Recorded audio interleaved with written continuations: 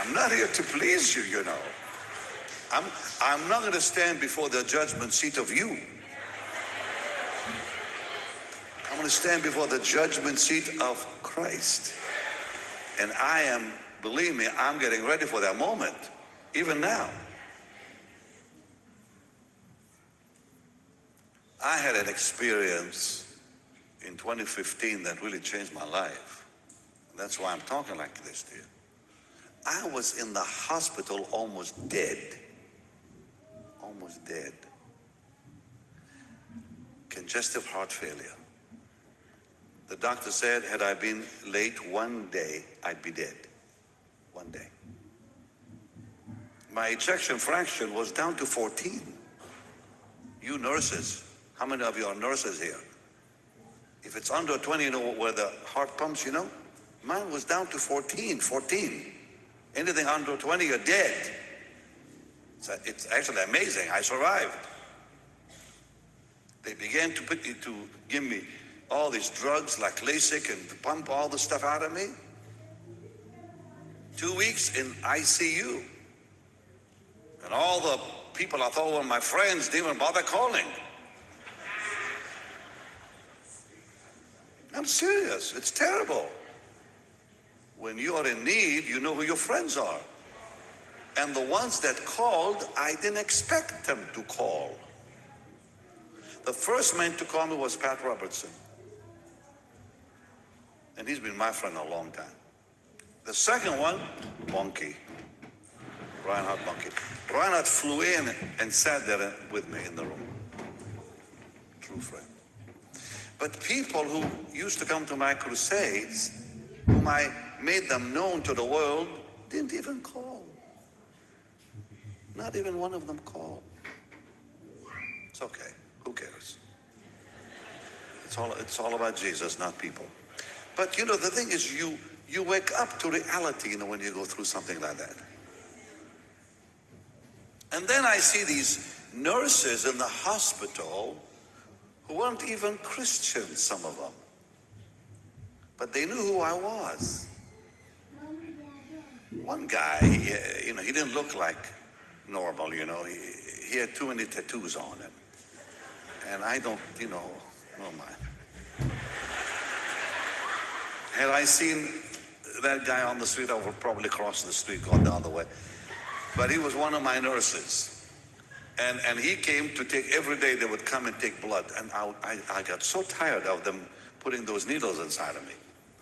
And I said, do you have to do this again? Every few hours, here you come, I had holes everywhere in my body. He says, it's time you listen to me now. He said, I watched you when I was a kid on TV. And you always told us to trust in the Lord. I'm telling you now, have faith. That's what he said. He did not even look like a Christian. He looked like somebody who came from some planet, space, But my goodness, I saw such love with those people who didn't look right, They showed the real love of Jesus came out of these nurses, male nurses and female nurses, and they were crying when I left the hospital. They were rejoicing. It was wonderful. My doctor, who was, I guess he was somewhat of a Christian, I'm not sure, to Youngsan, he's from the Philippines.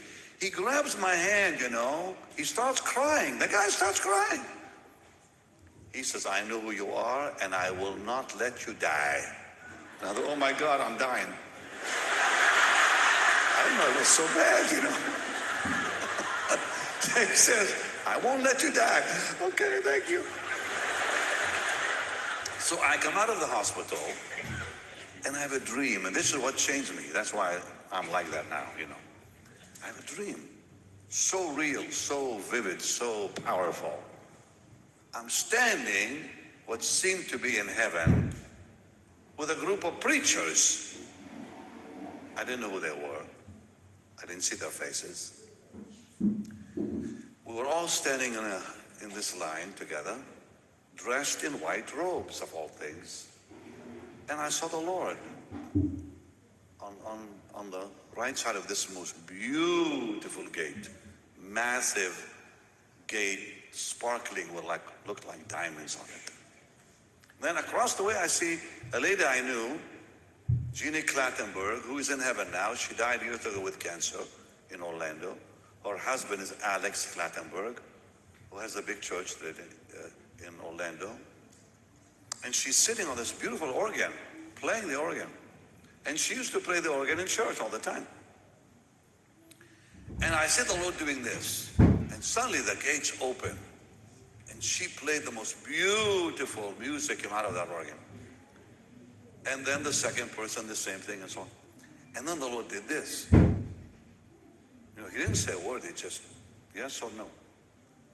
And when he did this, two massive individuals, most likely angels, I don't know, they came and took that man out of the line, one man, and when he turned around, I saw his face, the fear that struck that man was, I can still, see it. And then she played, I don't know why, one day I'll find out in heaven, but she played this frightening thing came out of that organ. And then one after another, some yes and some no, but mostly yes, thank God. And then my turn came. Am I going to get in or not? And nothing happened. The Lord just didn't do this and didn't do that. And I woke up. And I'm waking up hearing his voice, like I'm waking up with an audible voice that says, I'm watching you, do not blow it. Well, that's scary. You say, well, how could this be? Look, let's be real.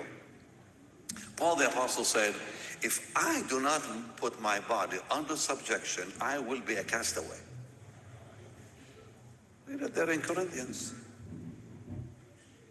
So if Paul the Apostle could be rejected after all that he experienced, who are we? So it's time really to take our faith seriously.